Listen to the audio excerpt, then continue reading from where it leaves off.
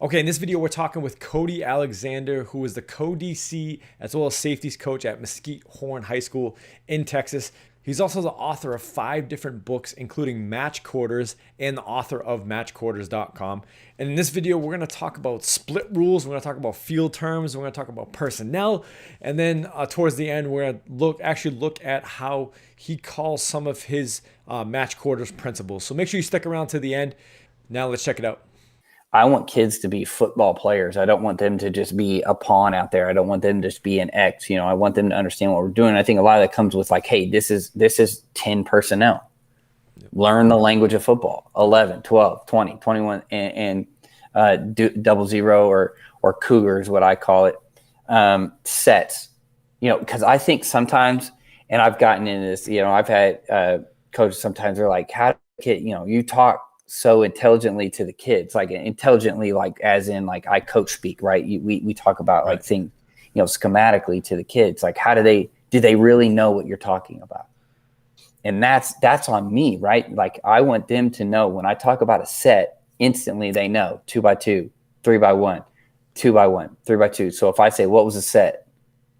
Oh, it was I had 3 over here. I had 2 over here. It was 3x2. Okay. And so again, it's that counting to 3 that I talk about in quarters, and we'll talk about that when we get to the quarters part of understanding. Like if I could count to 3, there can only be 5 eligibles. If I could count to 3, then I can figure it out. And then they can only have 4 eligible receivers on one side of the ball. So if there's 5 guys on the, someone is not eligible, or if there's 2 people in the backfield, someone's not eligible on that 3 receiver side. So just kind of going over different things like that has really saved, I know that as a player, there were several times when I noticed unbalanced sets or things like that, and I called it out, and to try and get the players to then, hey, when they feel comfortable enough, hey, this is unbalanced. I know this. I've seen this before. This is not right. Something's not right. So to me, that's kind of that awareness part too. I always show this too. I think it's important. Again, going back to that situational awareness. I like to tell them too, what we kind of think when we get the offensive coming out. Negative plays are a premium here. Base zone, most people are just going to run their offense. Deep shot zone, anytime you get into the 40s, now they feel like, hey, it's 4-down territory. We can take a shot on 1st or 2nd down. Going in, again, negative plays means no field goals, or negative plays means, now they're off track, saving touchdowns. If you think about it, if they get the ball here, the likelihood of them scoring is high. If we can kick a field goal, that might be a +4 for the defense. We may be able to leave that situation thinking, okay, well, we actually are +1 in that. They may have gotten 3 points, but we took 4 points off the board. And that's those hidden points that we don't see. And then kind of explaining to kids the difference between the high, what I call the red zone, and then the goal line, which is like 10 and in. Some people do the, high red, low red, and goal line. I try and just simplify it for the kids. They don't need to know there's 3 different levels to the red zone. So I think it's important to have some sort of a philosophy for each zone and go over that and talk to the kids and really build it so the kids know, okay, hey, and look, they don't need to know like, oh, they don't need to be all, hey, we're shot zone. They just need to know, hey, man, it's past the 40s. I need to be thinking shots right here. Just mentally in their mind, like, okay, I need to be ready for a shot right here. Or, hey, we're inside the 20. Okay, I need to make sure that I tighten up. And like safeties, I got to be carried into the end zone. I'm not backpedaling in the end zone. Okay. One thing that I think is one of the most overlooked aspects of it, I do think teams that have like divider rules or like cover 3 teams, like if you run a bunch of cover 3 and you have divider rules, I think the kids kind of have a little bit better understanding. I think quarters teams, because you just kind of line up and you play quarters sometimes, or because it really reflects a lot of times, man, it's just kind of like, I just got my guy. Mm-hmm. And so, but I think the one of the biggest things, like coaches know this information, but it would be nice for the kids to know the information, like what's the bottom of the numbers? What's the top of the numbers? Where's the hash? And then you can't, like, where am I supposed to align up? Like, how far from the hash should I be? Where should I be in relation to this? So like with the receiver outside the numbers, the cornerback cannot press. I don't want to press outside the numbers. That's what they're asking you to do. They're out there for a reason. They're so far towards the sideline to do one thing, either run inside or just to pull you out so that you can't make a play inside. And then what's a reduction? So like this is that's outside the numbers. This is a reduction. He's towards the hash. We don't want to be inside alignment. We want to now be outside alignment. Be attached to sideline. I kind of tell them, like, you're like a dog on a chain, right? You got this leash, you're chained to the hash. You can only go like 3-4 yards depending on, and we talk about it, athleticism, skill set, but what we don't want to get is pulled all the way out or pulled all the way in, right? Because the hash is important. That hash control is important. Underneath distribution for linebackers, I think, is another thing that's completely lost in teaching. A lot of the times, guys don't teach it. We teach our linebackers to fit the run, but we don't teach them how to pass. Distribute the pass. I'll go through this real quick. I tell each linebacker, you have, if you run a 3-4, if you run a 4-3, all you do is get rid of the will, or you get rid of the jack and move that guy over. You have to relate 5 receivers out in a route, whereas everybody kind of understand what it means to be in 2x2 and 3x1. So for instance, this is the 4th receiver, but he's also 2 weak. So, I need to know, I'm usually the guy that matches the 2. I need to see him. Okay. If he's over there, I know I'm a final 4 guy. I'm the crosser guy, right? The boundary corner is always by himself. That's the dog, right? That's what he signed up for. He signed up to be the boundary corner. So I think it's important to then, explain to them load flow, like, hey, this is push alert. They're loading the zone. Who has take back, who has an under alert, things like that I think are important. I go through this all the time with the kids, the regular shallow play. I think this is an easy drill that you can do as a defense, whether you're a 3-4 or a 4-3 team or a 4-2-5, is just running this route combination, all the different various ways that they do it. And if you're a delay rush team, you can work that delayed rush and move the back around, and then work these. Okay, push, under alert, robot for the dig. I now have to carry it back. I'm delay rush. Now the jack knows if you're going to delay rush it and you're not going to drop 8 it, now I know I have to cut. Now I have to cut the cross, and just keep and then work your 3x1 stuff. So I think this is an easy drill that you can implement, especially in the spring and the summer. And then maybe a couple times in fall camp just to reinforce that. But this is something that you can do in camp to do that. So once we've gone through all the kind of the base knowledge stuff, now we get into this. And I think, it used to be you taught everything from 21 personnel, and you had a tight end and 2 back, and this is how we do it. So nowadays it's better. And here's the deal. We don't see a lot of 10 personnel. We see a lot of 11. See a lot of 2 back, but I think it's important for them to understand, okay, here's where it happens wide. And then as it reduces and we get people near the box, now it makes it easier for us coverage wise, I think. Yep. So for me, I'm like, what's the most stress? It's 10. So we go off of this. This is the base thing that you're going to see. You're going to see the 3, and I'm just going to teach it from a 3-4 because I think it's just the easiest. I think it's most multiple. If you're going to run it from a 4 down, all you got to do is drop him down, bring the will over. Mike's now in the middle. Obviously, you want to run it, what I would call a field call. So the 3 technique is going to always be to the field. Now, look, we can do line movement and things like that. I'm just talking camp rules, right? We're going into camp. I'm teaching you. This is how we're going to start. So this is just Okie Sky, right? This is all we're doing right here. So really all I'm doing, again, I'm that count to 3 rule, right? Corners always have 1, overhangs and safeties always have 2. Mike always has 3. And then again, overhang, safety, and then your corner. So I call my safety cover safety and down safety. Cover safety is mostly to the field. Down safety is usually that weak rotation from quarters that you normally get. It's kind of that flipped reverse. He's kind of the rover or the strong safety type. Cover down just means I'm going to get as close to the receiver as I can, depending on width, and then also down a distance and kind of what the game plan is. But most of the time, what I want with him is a tip-to-tip alignment, shoulder-to-shoulder alignment. And really what he's going to do is don't go till you know. Just pop your feet. Don't go till you know. If you feel him working out, I'm just going to kind of feather out with him. the quarterback in these fade outs, they're really just going to be, it's a catch and a throw because he's got to get it out there. It's a horizontal throw. It's a long throw. He's got to get it out there. You're going to see that pretty easily. For this safety right here, he's going to be 10 yards of what I call step off. All a step off is step replace, right, for 3. It's just a clear cleats. It's a read steps.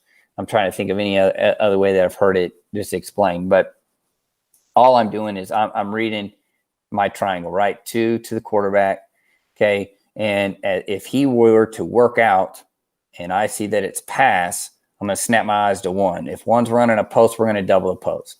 Sam's taking 2. He's matching 2, right? And that's what that match means, right?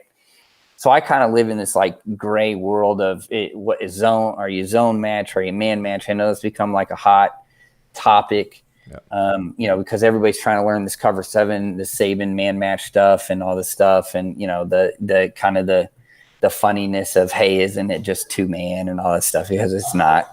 But I'm just being funny. But I do think I kind of try and live as close to the line of man match, zone match as you possibly can. I want to zone with these guys.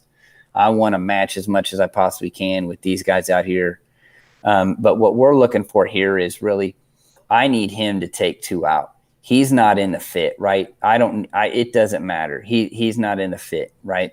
So I'm going to cap everything. I'm going to cap number 2. I want to cap routes, right? I want to cap the most dangerous routes. So right here, he's going to take 2 out. People are like, well, what about the jack into the boundary? He's into the boundary. Now, middle of the field, okay, we're going to have to do some things. Maybe we don't run sky, or I'll get to my mix call later on. If we're seeing a team that's really running the ball and we need him to fit right there, we can do some different things front-wise. But just for that, fit support just means, look, I'm fitting off him. If he gets caught inside and he blocks down, I'm fitting outside. If he works outside and does his job, I'm working here. Right. Okay. Make him right. That's all that means. Yep. Right. You're a make it right guy. Yep. Okay. And all that is I'm matching 2 to 1. If 2 goes out, I'm looking to 1. And how I tell it is this: look, if that guy's going outside the numbers, it's a fade route. That corner signed up to stop fade routes. I'm a former corner. I played corner my entire life. That's probably the only position that I've ever really been really good at. And because I could always run fast in a straight line. I love it when guys run fades because then it turned into a track meet. That's what we signed up for as corners, right? We signed up to press, and we signed up to play the fade. That's what you sign up for, right? Because that's the sexy play. So for me, it's like, look, if he's outside the numbers, you're never going to get there. It's quarters. It's sky coverage. You're not going to make that. So go ahead and what I say is work that banana. Go ahead and cap that. As he's pushing out with that, I'm kind of working through that, making sure he doesn't curl up. And then I'm working kind of, he's in pursuit inside out, then I'm going to pursuit outside in. If he overruns it, then I'm fitting underneath. Again, I'll fit support. I'm going to fit off of that guy. And that's really that 3 over 2. These guys, if you notice, these have push. Okay. They have the back. Okay.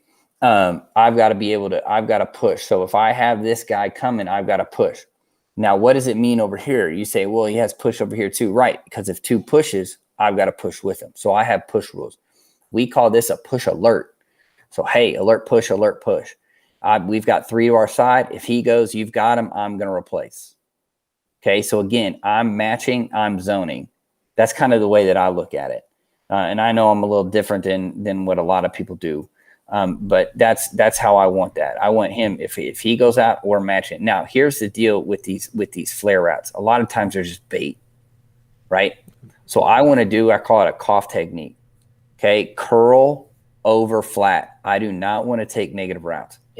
And I tell my kids all the time, do not take negative routes. If you take negative routes, you're just opening up space for the offense. They don't want to throw behind the line of scrimmage. If they are, they're just throwing a flare screen because they think they have leverage on us. But if they're doing that against us, they don't have the leverage. So go ahead and let them throw that negative route because of the way that we're aligned. So to me, what I don't want is him diving down in there. I'm going to zone over it just like you would, because I always get asked, well, what's a flood look like, right? Well, the corner's in mod coverage, man outside deep, I've got him, right? Okay, I'm sliding out. All that is like a kick step or the Saban shuffle technique. And split rules just means, again, that goes back to the very beginning when we talk about split rules. Where do I line up? I'm matching 1 to 2. One goes vertical, I got him, right? He's going to run a 10-yard out. Well, once he passes the overhang, OVO, like Drake, over the overhang, then once he passes it, that's a vertical set. I'm gonna now dive down in it. Now, if I go hammer down on this flare route, what's open? The sail route, right? Now it's still a hard throw for him to make, but my safety's out leveraged because he's inside shade and he's running to space. He's got to try and cap it. Okay. But if I cough that thing and I sit right at about 5-6 yards, and if that quarterback's eyes are downfield, he ain't looking at that. Once he looks down and snaps his shoulders down, then I can trigger down once that ball's out. Let them throw a negative route to the sideline, because what's going to happen? Most of the time, by the time he gets down to that route, he's going to catch it and just run out of bounds for 2 yards. Yep. We would just won that. That's a win. Anything under 3 on first down is a win. Anything under half of what the distance was on second down is a win. Yep. And then if it's third, did we win the down? So, that's how I look at it. So that's usually the question that I get out of this is, well, what does it look like to flood? This is the key call. You got to really harp on your Sams or your nickels. Hey, cough it. Make sure that we're curl over flat. Don't dive in there. Don't just go in and take that negative route. So that's sky. If we get a back into the backfield, I still like a field call. I want to gap out everything. Look, I'll give up a little loose on the C gap, knowing that it's an apex. Now, this is it is FIB. We normally don't run sky into the boundary. We can. But obviously if he pushes, he's got to go with it. It's a little tighter. He's the one in conflict, but if I'm going to put in conflict, I'm going to make sure it's into the boundary. So nothing really changes. What we would normally do here is we would play more or less what we call rail quarters, because normally what you're going to get here is you're going to get some sort of switch here.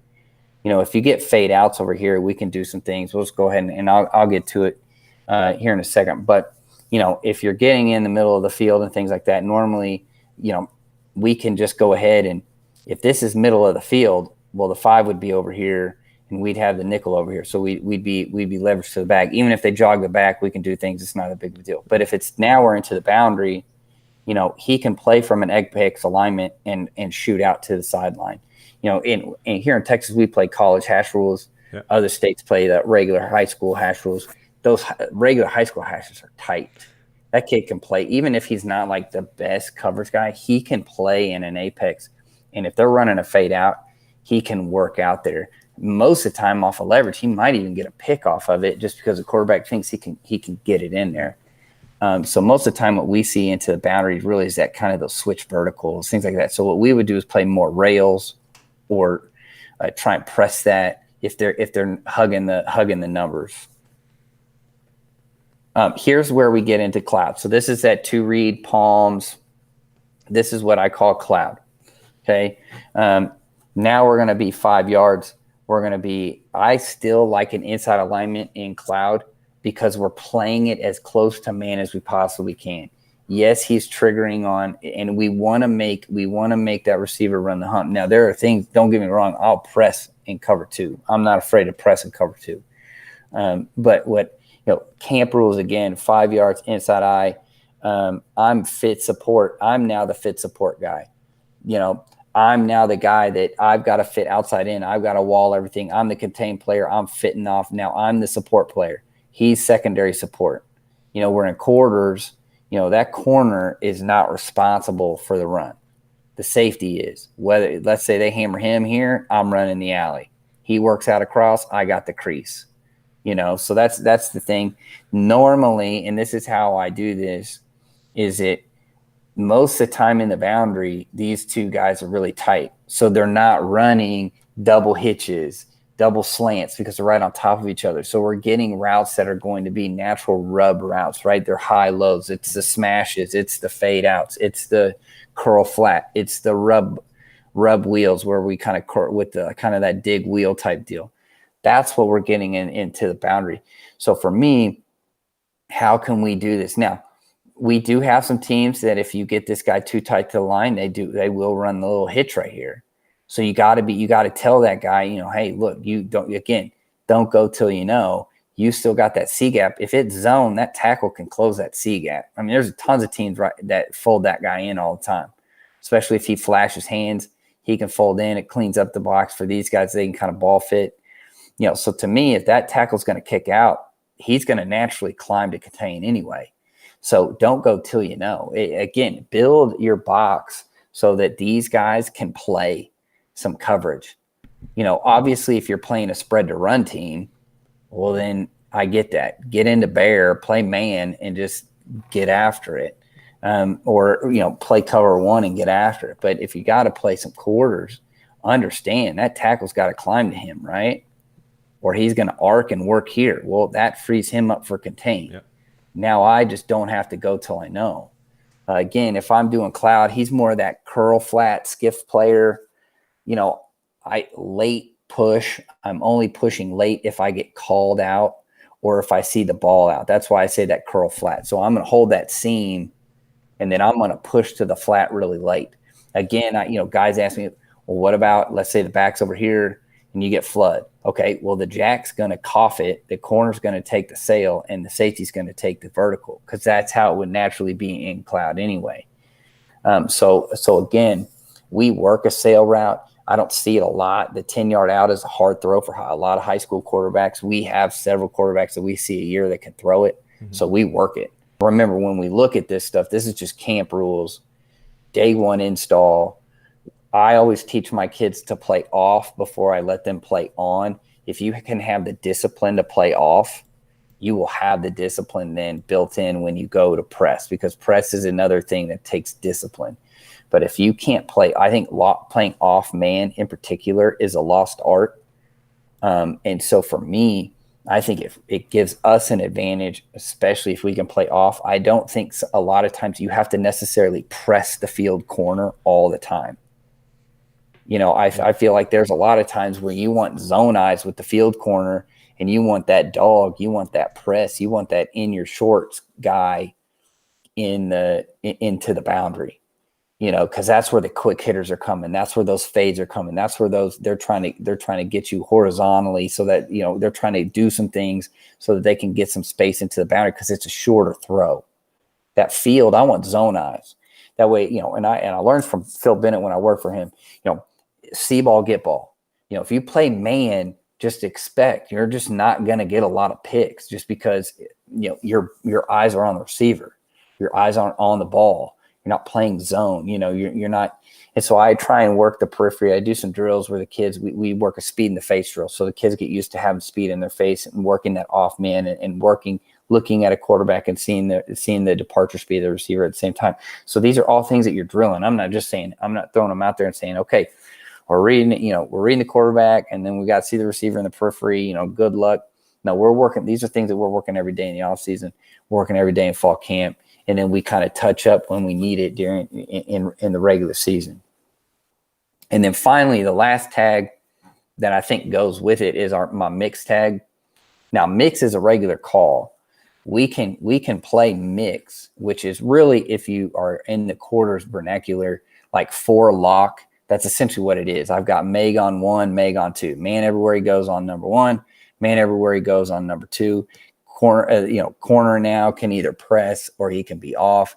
Normally, the off man and quarters, it works together. So that's why I kind of like starting with quarters. Some guys start with palms or cloud or 2 read. I like to start with quarters because it basically is just man anyway. So that's where I start. But what we're doing is we're saying, look, if they get a run read, Sam's going to trigger. So you've got him man, you may have late support. He may be able to pop out late. Or if we're blitzing, we're mixing it up. That's why I call it mix, because we're mixing it up. So if we're mixing it up, that's kind of where our Meg call comes from. So we have a mod call, a Meg call, and then we have a cloud call. And I think it's important, if you're just teaching just basic quarters, this is kind of where you start, where you begin. And really that's kind of the basic like quarters 101. So this is the install that I would go through with the kids.